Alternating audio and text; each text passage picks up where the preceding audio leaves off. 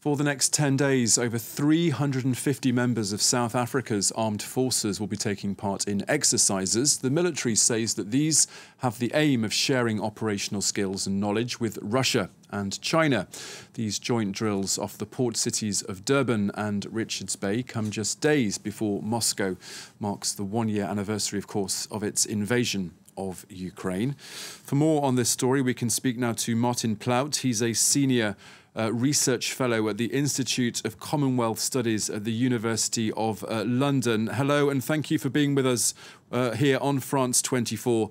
I'm hoping that you've been following what's been happening in Munich, and I was wondering if you could give us your take on what South Africa might think about what's been said there in the south of Germany this Friday. Well, it was very strong to hear Chancellor Scholz making that passionate statement, and particularly about the role of a new international order and the need for justice within that. The problem for South Africa, in a sense, is that it feels really that they have nothing to lose, because they don't want to be taking, as they see it, taking sides in a conflict between the Russians on the one hand and the West on the other hand. That's how they see it. So I can't see them responding favorably to that kind of point, but it was incredibly powerfully made. And one shouldn't forget that the ANC, which now runs South African National Congress of President Ramaphosa, itself benefited hugely from the international order, which backed them during the apartheid era.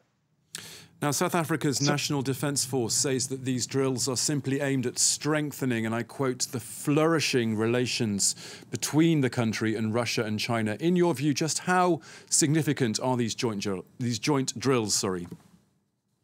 Well, I think they are symbolically very important, because they do, as you say, indicate those links and how strong they are. But one should also remember that the South Africans say, well, since 2011, we had 4 different exercises with the American Navy.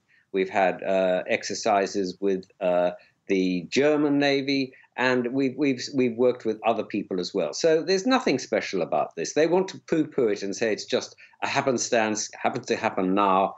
It's not really of any significance, and we're not shifting our position. And the position, as I said, is of the South African government. Although they originally came out strongly against the Ukraine invasion, they then pulled back from that and said, no, we basically don't want to take any stand on this. We will be neutral in it. And that's the stand, of course, that many countries in the developing world have taken as well. Now, Mr. Plaut, South Africa might well be cozying up to Moscow and Beijing across the next 10 days, but ties have also recently been bolstered with the United States as well. Absolutely. But then, there's one thing one should never forget, which is that the ties with the Chinese and the Russians, or as the Soviet Union as it once was, go back a very long way. Let me just show your readers this book. Here you see Vela Pillai, who was a senior member of the ANC in 1961, sitting with Mao Zedong. They were discussing the armed struggle, the beginning of the armed struggle. And it was only when the Chinese and the Russians gave them permission to launch the armed struggle in 1961 that they then went and did it in order to try and overthrow apartheid. So you can see this goes back a very long way and is deep in the hearts of the South Africans. At the same time, they are torn in a way because they have very good relations, or had very good relations, until this happened with the Americans and with the British. For example, President Cyril Ramaphosa was the first foreign dignitary to be received by King Charles here in Britain. It was the first state visit that King Charles went ahead with. So it's not as if they don't have ties with them, but they very much see it as, within a context of their good relations with the Russians and the Chinese. They want to have a foot in both camps, so to speak. OK, Martin Plaut from the Institute of Commonwealth Studies. That's all we have time for. Thank you very much for joining us here on France 24. Pleasure.